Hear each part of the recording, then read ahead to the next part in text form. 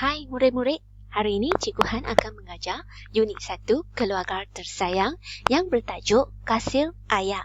Objektif pembelajaran kita pada hari ini adalah murid dapat membaca ayat tunggal dan ayat majmuk. Murid dapat membaca ayat tunggal dan ayat majmuk. Ini adalah petikan kita pada hari ini. Murid-murid, adakah kamu masih ingat akan ayat tunggal yang Cikgu Han ajar sebelum ini?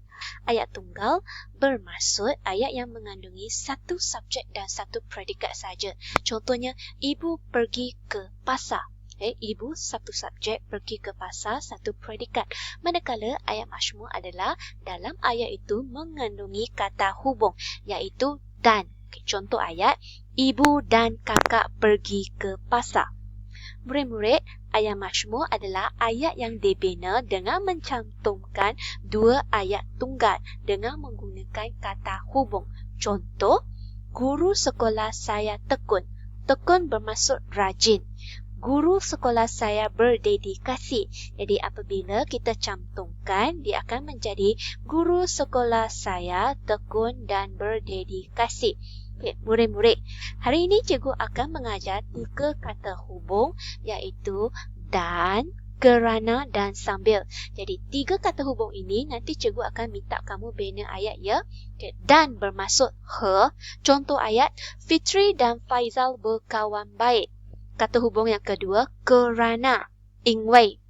Laikin berjaya mendapat 8A dalam UPSR kerana dia rajin berusaha. Ketiga, sambil, 同时, untuk menunjukkan perkara yang dilakukan pada masa yang sama, 表示同时进行的活动.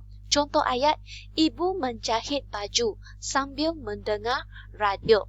Okay, murid-murid, sila lihat contoh ayat ini. Bapa Hasan ke bank. Bapa Hasan hendak menyimpan wang. Okay, jadi kita cantumkan dengan menggunakan kata hubung kerana, 因为. Bapa Hasan ke bank kerana hendak menyimpan wang. Okay, ayat seterusnya, Zali dan Hazim sedang bermain bola di padang. Murid-murid, ayat ini merupakan ayat majmuk atau ayat tunggal ya murid-murid.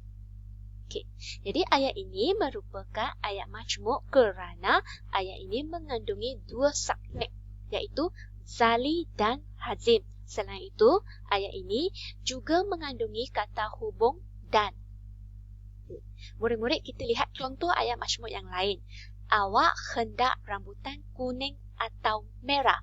Awak hendak rambutan kuning atau merah. Atau 就是说提出给你做选择的意思啊。Murid-murid, sila baca bersama dengan Cikgu Han. Encik Tan dan Min Chun ke kedai buku. Encik Tan dan Min Chun ke kedai buku.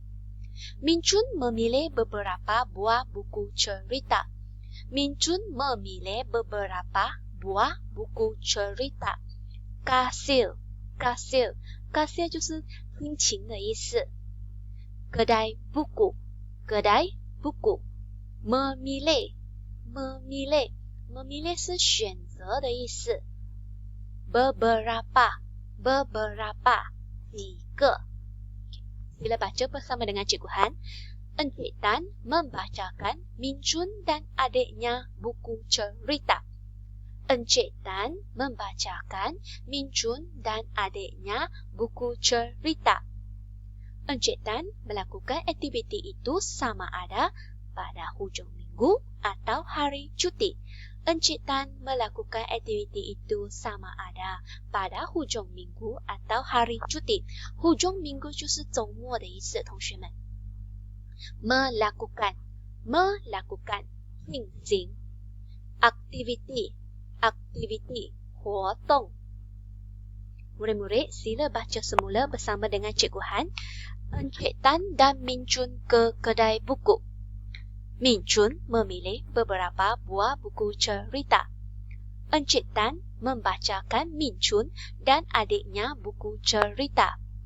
Encik Tan melakukan aktiviti itu sama ada pada hujung minggu atau hari cuti. Okay, jadi murid-murid, kamu boleh kenal pasti sama ayat ini adalah ayat tunggal atau tidak. Okay, jadi ayat pertama merupakan ayat majmuk kerana mempunyai dua subjek, iaitu Encik Tan dan Min Chun. Okey, murid-murid, kerja rumah untuk hari ini ada dua, iaitu buku aktiviti muka surat kedua dan juga bina ayat. Okey, sila buka muka surat 2 buku aktiviti, baca ayat dan padankan. Baca ayat dan padankan. Sila baca bersama dengan Cikgu Han. Encik Ras, Ayah Sylvan. Encik Ras, Ayah Sylvan. Beliau telah membuat sebuah meja tulis untuk Sylvan. Beliau telah membuat sebuah meja tulis untuk Sylvan. Sylvan gembira kerana meja tulis itu amat cantik. Sylvan gembira kerana meja tulis itu amat cantik. Dia memeluk ayahnya sambil mengucapkan terima kasih. Okey, jadi murid-murid, kamu boleh cuba padankan ayat berdasarkan petikan ayat ini yang cikgu sudah gariskan ya. Okey, kerja rumah yang kedua adalah bina ayat majmuk dengan menggunakan kata hubung.